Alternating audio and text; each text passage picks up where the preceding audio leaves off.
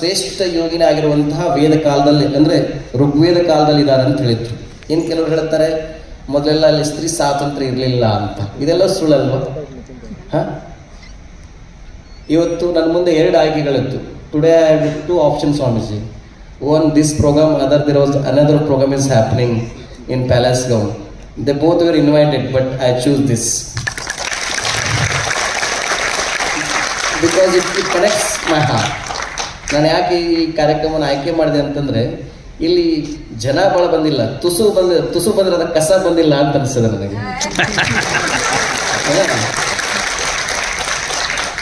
ನಂಗೆ ತುಸು ತಿನ್ನಬೇಕಂತ ಕಸ ತಿನ್ನಬಾರ್ದಂತೆ. ಸೊ ಇಲ್ಲೆಲ್ಲ ಇದು ಶ್ರೇಷ್ಠವಾಗಿರುವಂಥ ಗ್ರಂಥ. ಇಂಥ ಒಬ್ಬ ಸ್ವಾಮಿಗಳು ಎಲ್ಲಿ ಸಿಗ್ತಾರೆ ಹೇಳಿ ಇವತ್ತಿನ ಮಾನದಲ್ಲಿ? ನಾವಂತೂ ವಿವೇಕಾನಂದ ನೋಡಲಿಲ್ಲ, ಬಟ್ ಸ್ವಾಮೀಜಿ ನೋಡಿದ ತಕ್ಷಣನೇ ಸಾಕ್ಷಾತ್ ವಿವೇಕಾನಂದರ ದರ್ಶನ ಆಯ್ತು. ಅವರು ತೇಜಸ್ಸದ, ಅವ್ರ ಹತ್ರ ಏನಿದೆ ಹೇಳಿ? ನಮ್ಮ ಹತ್ರ ಪೇಟ ಗೀಟಾರ ಏನದಾವ? ಅವ್ರ ಹತ್ರ ಏನಿದೆ ಹೇಳಿ? ಆದರೆ ಅವ್ರ ಹತ್ರ ವಿಶೇಷದ ಜ್ಞಾನ ರತ್ನ ಇದೆ. ಇಡೀ ಜಗತ್ತನ್ನು ಹಿಂದುತ್ವ ಮಾಡುವಂಥ ಅದಮ್ಯವಾಗಿರುವಂಥ ಶಕ್ತಿ ಪರಮ ಪೂಜ್ಯ ಸ್ವಾಮೀಜಿಯವರಿಗೆ. ಅಂಥ ಒಬ್ಬ ಸ್ವಾಮೀಜಿಯವರು ತಮ್ಮ ಇಡೀ 30-40 ವರ್ಷಗಳಿಂದ ರಾಷ್ಟ್ರದ ಏಕತೆಗಾಗಿ ತಮ್ಮ ಇಡೀ ಬದುಕನ್ನು ಸಮರ್ಪಣೆ ಮಾಡಿದ್ದಾರೆ. ಇಂಥ ಸ್ವಾಮೀಜಿ ಜೊತೆಗೆ ನಾವು ನಿಲ್ಲೋದು ಇನ್ಯಾರ ಜೊತೆ ನಿಲ್ಲಬೇಕು? ಇವತ್ತು ಭಾರತಕ್ಕೆ ಇಂಥ ಒಬ್ಬ ಯತಿಗಳ ಋಷಿಗಳ ಕೊರತೆ ಇದೆ. ಆ ಹಿನ್ನೆಲೆಯಲ್ಲಿ ಇವತ್ತು ಕರ್ನಾಟಕದಲ್ಲಿ ನಾವು ಸುಮಾರು 85 ಲಕ್ಷ ಜನಸಂಖ್ಯೆಯುಳ್ಳ ಒಂದು ಸಮುದಾಯವನ್ನು ನಾವು ಪ್ರತಿನಿಧಿ ಮಾಡ್ತೀವಿ. ಇವತ್ತು ಆ ಸಮುದಾಯಕ್ಕೆ ಅನೇಕ ವರ್ಷಗಳಿಂದ ಒಂದು ಸಮಸ್ಯೆ ಇತ್ತು. ಬಂದವರೆಲ್ಲೂ ಆ ಸಮುದಾಯಕ್ಕೆ ನಾವು ಹಿಂದೂಗಳಲ್ಲ ಹೇಳ್ತಾ ಇದ್ರು. ಆ ಪೀಠಾಧಿಪತಿಗಳಾಗಿ ಬಹಳ ಗಟ್ಟಿಯಾಗಿ ಹೇಳಿದ್ದೇವೆ, ಕರ್ನಾಟಕದಲ್ಲಿರುವಂಥ ಪ್ರತಿಯೊಬ್ಬರು ಲಿಂಗಾಯತರು ಹಿಂದೂಗಳು ಮೊದಲು ಅಂತ.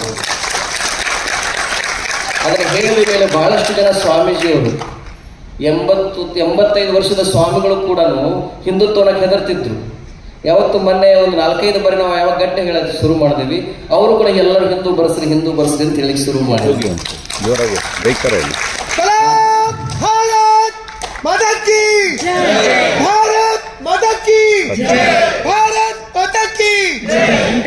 ಆ ಹಿನ್ನೆಲೆಯಲ್ಲಿ ನಾವೆಲ್ಲರೂ ಮೊದಲು ಹಿಂದೂಗಳು.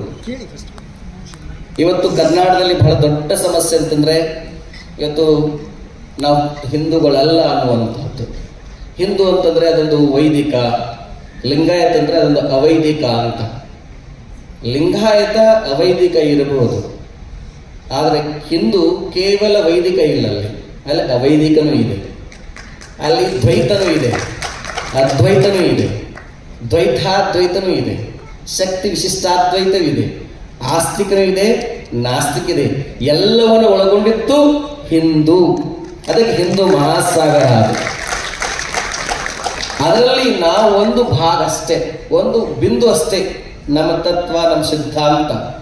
ಅದಕ್ಕೆ ಇದರಲ್ಲಿ ಇಲ್ಲಿ ವಲ್ಲಭಾಚಾರ್ಯ ಇಷ್ಟಪಟ್ಟರು, ರಾಮಾನುಜಾಚಾರ್ಯ ಇಷ್ಟಪಟ್ಟರು, ಶಂಕರಾಚಾರ್ಯ ಇಷ್ಟಪಟ್ಟರು, ಮಧ್ವಾಚಾರ್ಯ ಇಷ್ಟಪಟ್ಟರು, ಬಸವನವರು ಇಷ್ಟಪಟ್ಟರು, ಆ ಕಡೆ ಜ್ಞಾನೇಶ್ವರ ಇಷ್ಟಪಟ್ಟರು, ತುಕಾರಾಮ, ನಾಮದೇವ, ಎಲ್ಲರೂ ಹೇಗಾದ್ರೆ ಹಂಗೆ ಇಷ್ಟಪಟ್ಟರು. ಅದು ಭಾರತೀಯ ವೈಶಿಷ್ಟ್ಯತೆ. ಅದಕ್ಕೆ ಇಡೀ ಜಗತ್ತು ಇವತ್ತು ಹಿಂದೂಯಿಸಂ ಕಡೆಗೆ ಪ್ರವಾಸ ಆಗ್ತಾ ಇದೆ, ಟ್ರಾನ್ಸ್ಫಾರ್ಮೇಷನ್ ನಡೀತಾ ಇದೆ. ಬಹಳ ಜನಕ್ಕೆ ನಿಮಗೆ ಗೊತ್ತಿಲ್ಲ, ಇವತ್ತೇನು ನಾವು ಕಳೆದ ಒಂದು 15 ವರ್ಷದಿಂದ ಸುಮಾರು 80 ದೇಶ ಪ್ರವಾಸ ಮಾಡಿ ಬಂದಿದ್ದೇವೆ. ಇಡೀ ಜಗತ್ತಿನ ಹೇರಳವಾಗಿ ಹಿಂದೂಗಳು ಸಂಖ್ಯೆ ಹೆಚ್ಚಾಗ್ತಾ ಇದೆ. ಇದನ್ನು ನೀವು ಪಾಸಿಟಿವ್ ಆಗಿ ತಗೋಬೇಕು. ಯಾಕಂದ್ರೆ ಯೋಗ ಯಾವಾಗ ಶುರು ಆಯಿತು, ಅವ್ನು ಗೊತ್ತಾಗಲ್ದಂಗೆ ಯೋಗ ಮಾಡ್ಲಿಕ್ಕೆ ಶುರು ಮಾಡ್ತಾನೆ, ಆಸನ ಮಾಡ್ಲಿಕ್ಕೆ ಶುರು ಮಾಡ್ತಾನೆ, ಅಲ್ಲಿ ನಿಲ್ಲೋದಿಲ್ಲ. ಆಮೇಲೆ ಯೋಗ ಸೂತ್ರ ಓದಲಿಕ್ಕೆ ಶುರು ಮಾಡ್ತಾನೆ, ಅಲ್ಲಿ ನಿಲ್ಲೋದಿಲ್ಲ, ಅವನು ಭಗವದ್ಗೀತೆ ಓದಲಿಕ್ಕೆ ಶುರು ಮಾಡ್ತಾನೆ, ಅಲ್ಲಿಂದ ಉಪನಿಷತ್ತು ಓದಲಿಕ್ಕೆ ಶುರು ಮಾಡ್ತಾನೆ. ಗೊತ್ತಾಗಲ್ದಂಗೆ ಅವ್ನು ಹಿಂದೂವಾಗಿ ಟ್ರಾನ್ಸ್ಫಾರ್ಮೇಷನ್ ಆಗಿರ್ತಾನೆ. ನಾವು ಬೀಳೋದು ಟ್ರಾನ್ಸ್ಫಾರ್ಮೇಷನ್ಗೆ, ಆದರೆ ಮತಾಂತರಕ್ಕಲ್ಲ. ನಾವಿರೋದು ಟ್ರಾನ್ಸ್ಫಾರ್ಮೇಷನ್ ಮಾಡ್ತೇವೆ. ಇವತ್ತು ನಾವು ಅನೇಕ ಸಂಸ್ಕೃತ, ನನ್ನ ಪಾಠ ಮಾಡಿದವರೇ ನಮ್ಮ ಜಗದಾನಂದ ದಾಸ್ ಅಂತ ಹೇಳಿ, ಅವ್ರು ಕೇರಳದವರು, ಅವರೊಬ್ಬ ಕ್ರಿಶ್ಚಿಯನ್. ಇಡೀ 80 ವರ್ಷ ಅವರು ಮೊನ್ನೆ ತೀರ್ಕೊಂಡ್ರು. 80 ವರ್ಷ ಭಾರತದಲ್ಲಿದ್ದರು ಅವರು 8 ವಯಸ್ಸಿನಿಂದ ಭಾರತಕ್ಕೆ ಬಂದು ಸಾಕಷ್ಟು ಗ್ರಂಥಗಳು ಬರೆದರು. ಎಲ್ಲಿ? ಬೃಂದಾವನ ನಿಂತುಕೊಂಡು.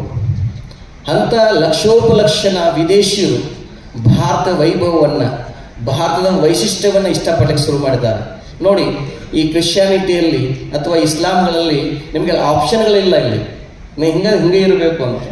ಇಲ್ಲಿ ನಾವು ಹಂಗಲ್ಲ. ಈ ಹೂಜಿ ಹಚ್ಕೋಬಹುದು, ಗಂಧ ಹಚ್ಕೋಬಹುದು, ಅಡ್ಡನಾಮ ಹಾಕ್ಬೋದು, ಉದ್ದನಾಮ ಹಾಕಬಹುದು, ಏನು ಹಾಕ್ತಿದ್ರು ಹಾಗೆ ಇಷ್ಟಪಡ್ತಾರೆ. ಅದೇ ಭಾರತ ವೈಶಿಷ್ಟ್ಯತೆ. ಅದಕ್ಕೆ ಇವತ್ತು ಎಷ್ಟೋ ಚರ್ಚೆಗಳು ಮುಚ್ಚಾಕ್ಲಿಕ್ಕೆ ಶುರು ಮಾಡಿದ್ದಾವೆ. ಅಮೇರಿಕಾದಲ್ಲಿ, ಕರ್ನಾಟಕದಲ್ಲಿ ನಮ್ಮ ಪುತ್ತಿಗೆ ಸ್ವಾಮೀಜಿಯವರು 2 ಚರ್ಚ್ಗಳನ್ನು ಖರೀದಿ ಮಾಡಿಕೊಂಡು ಕೃಷ್ಣ ಟೆಂಪಲ್ ನಿರ್ಮಾಣ ಮಾಡಿದ್ದಾರೆ.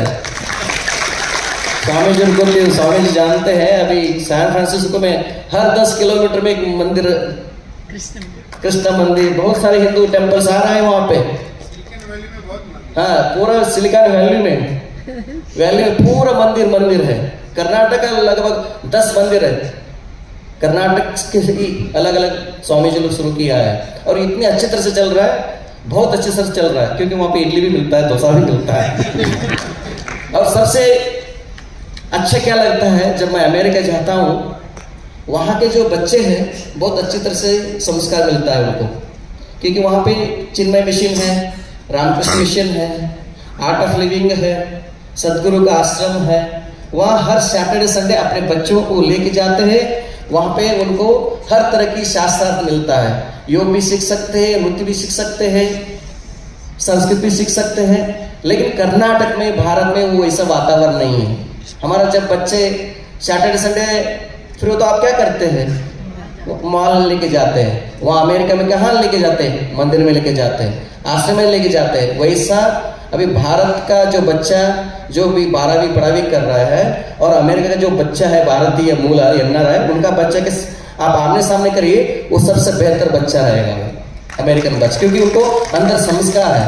मैं जानता हूँ, पिछले 15 साल से मैं अमेरिका जाता हूँ, वहाँ देखता हूँ तो वहाँ के बच्चे के अंदर बहुत संस्कार है। ಅಲ್ಲಿರುವಂಥ ಲಿಂಗಾಯತರಿರಲಿ, ಬ್ರಾಹ್ಮಣರಿರಲಿ, ಹೇಗೆ ಯಜ್ಞೋಪೇತಧಾರಣೆ ಮಾಡ್ಕೋಬೇಕು, ಹೇಗೆ ಬೆಳಗ್ಗೆ ಸಂಧ್ಯಾ ವಂದನೆಯನ್ನು ಮಾಡಬೇಕು, ಇಷ್ಟೊಂದು ಅದ್ಭುತವಾಗಿರುವಂಥ ಪರಂಪರೆ। रिसेंटली मैं कुछ महीने पहले मैं अमेरिका गया था। वहाँ एक कर्नाटक के एक फैमिली है, वो पिछले 30 साल से अमेरिका में है। उनका कैंसर हुआ था, तो उनका 2 बच्चा है। वो दोनों बच्चा जब वहाँ पे ऑपरेशन चल रहा है, वहाँ बैठ करके वेद मंत्र पठन कर रहा है। पूरा 18 अध्याय भगवद्गीता का पढ़ाई कर रहे हैं, चैंटिंग ಮಾಡ್ತಾ ಇದ್ದಾರೆ ಅವರು। ಅಂದರೆ ಇಂಥ ಒಂದು ಸಂಸ್ಕಾರ ನಮ್ಮ ದೇಶದಲ್ಲಿದೆ। ಈ ದೇಶದಲ್ಲಿರುವಂಥ ಏಕತೆಯನ್ನ ಆವಾಗ ಸ್ವಾಮೀಜಿಯವರು ಬಹಳ ಚಂದ ಹೇಳಿದರು, ನಾವು ವೈರಿಗಳನ್ನ, ಶತ್ರುಗಳನ್ನ ಕ್ಷಮಿಸಬಾರದು, ಅಲ್ಲೇ ಹೊಚ್ಚಿಗೆ ಹಾಕಬೇಕು, ಇಲ್ಲವಾದಲ್ಲಿ ಮುಂದೆ ಅವರೇ ನಮಗೆ ಬಹಳ ದೊಡ್ಡ ಶತ್ರುವಾಗಿ ಕಾಡ್ತಾರೆ। ಕೆಲವು ಎದೆಯಾಳದ ಮಾತ್ರ ಎದೆಗಾರಿಕೆ ಬೇಕಂತ ಹೇಳಿ ಧೈರ್ಯವಾಗಿ ನಮ್ಮ ಹಿಂದುತ್ವಕ್ಕೆ ಹೇಳಬೇಕು। ಆ ಹಿನ್ನೆಲೆಯಲ್ಲಿ ಸೂರ್ಯನಾರಾಯಣ ಸತ್ಯನಾರಾಯಣ ಇದ್ದಾರೆ, ಅವರು ಅಲ್ಲಿ ಬಂದಿದ್ದಾರೆ। ಅವರೆಲ್ಲ ಅದ್ಭುತವಾಗಿ ಹಳ್ಳಿ ಗಾಡ್ನಲ್ಲಿ, ಕೊಡಗು ಅಲ್ಲೆಲ್ಲ ಮತಾಂತರ ನಡೀತಾ ಇದೆ। ಅಂಥಲ್ಲಿ ಬಹಳ ಕೋರ್ ಏರಿಯಾದಲ್ಲಿ ಹಳ್ಳಿಗಾಡಿನಲ್ಲಿ ಹೋಗಿ ಅಲ್ಲಿ ನಡೆಯುವಂಥ ಮತಾಂತರ ತಡೀತಾ ಇದ್ದಾರೆ। ಇವತ್ತು ನಾವು ಮಠಾಧೀಶಗಳಾದ, ಇವತ್ತು ನಾವು ಬರೀ ಶ್ರೀಮಂತರದು ಮನೆಗೆ ಮಾತ್ರ ವಿಸಿಟ್ ಮಾಡ್ತೇವೆ। ಇವತ್ತು ಕ್ರಿಶ್ಚಿಯನ್ ಮಿಷನರಿಗಳು ಏನು ಮಾಡ್ತಾರೆ, ಫಾದರ್ಗಳು ಜನಸಾಮಾನ್ಯ ಮನೆಗೆ ಹೋಗ್ತಾ ಇದ್ದಾರೆ, ಹಳ್ಳಿಗಳಿಗೆ ಹೋಗ್ತಾ ಇದ್ದಾರೆ, ಬಡವರ ಹತ್ರ ಹೋಗಿ ಮಾತಾಡ್ತಾರೆ। ಅವ್ರಿಗೆ ಏನೋ ಒಂದು 4 ಮಾತು ಹೇಳಿ ಹಿಡನ್ ಅಜೆಂಡಾ ಇಟ್ಕೊಂಡು ಹೋಗಿ ಒಳ್ಳೆ 4 ಬೆಣ್ಣೆ ಮಾತು ಹೇಳ್ಕೊಂಡು ಅವರು ಮತಾಂತರ ಮಾಡ್ತಾ ಇದ್ದಾರೆ। ಅದು ಅವರ ದೋಷ ಅಲ್ಲ, ನಮ್ಮ ದೋಷ ಅಂತ ನಾವು ಹೇಳಬೇಕು। ನಾವು ಕೂಡ ಸ್ವಾಮಿಗಳು ಜನಸಾಮಾನ್ಯರ ಬಳಿಗೆ ಹೋಗಬೇಕಾಗಿದೆ। ಇವತ್ತು ಕರ್ನಾಟಕದ ಈ ದೇಶದಲ್ಲಿ ಕಡಿಮೆ 5 ಲಕ್ಷ ಜನ ಸ್ವಾಮಿಗಳಿದ್ದೀವಿ ನಾವು।